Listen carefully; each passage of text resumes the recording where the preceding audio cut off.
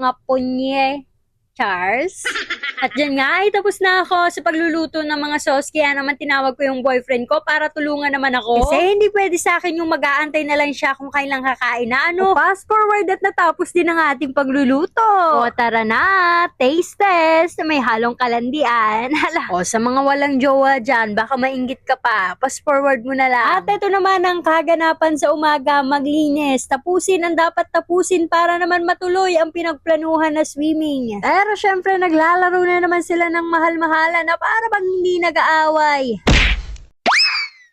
Yan nga at matutuloy na kami at papunta na kami sa destinasyon ng aming paliliguan. Pero bago ang lahat ay nagpa-full tank gas nga dyan si boss at umabot ng 1,000 mahigit yung binayaran niya. Buti na lang talaga ay nagkaroon ako ng mayaman na kaibigan, kung hindi puro na lang talaga trabaho ang buhay ko dito sa Manila. At di ko na nga nabidyohan yung aming biyahe, pero ito ay nag-stop over kami para naman magpahinga at kumain. At eto na nga patuloy at inabutan na kami ng dilim sa daan. Takot na nga kami sa mga moment na yan kasi hindi lang dilim yung kalaban namin. Kasi hindi rin namin alam kung tama pa ba talaga yung dinadaanan namin kasi wala talagang dumadaan ng mga sasakyan. Sabay mo pa yung lubak-lubak na daan at minsan natatakot talaga kami na baka dun pa kami masiraan. Ilang minuto din nga yung eksenang gano'n na walang ilaw tapos hindi maayos yung daanan. Buti na lang makaraan ng ilang minuto ay may dumaan ng mga grupo na nakamotor. At dyan nga ay malapit na kami sa aming paruruunan at meron na din kami mga nakikita mga bahay-bahay.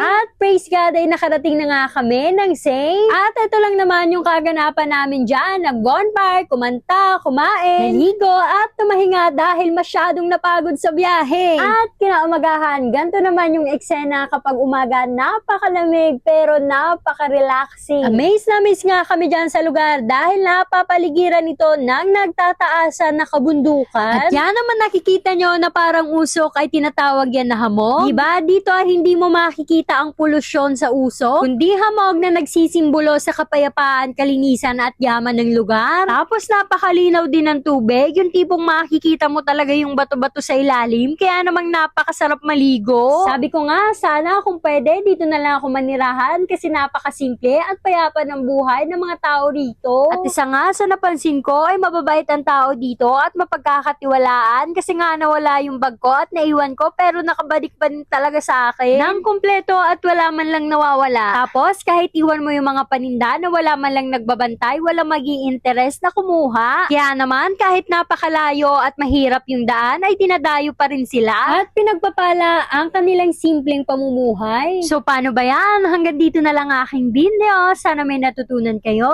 Paaram!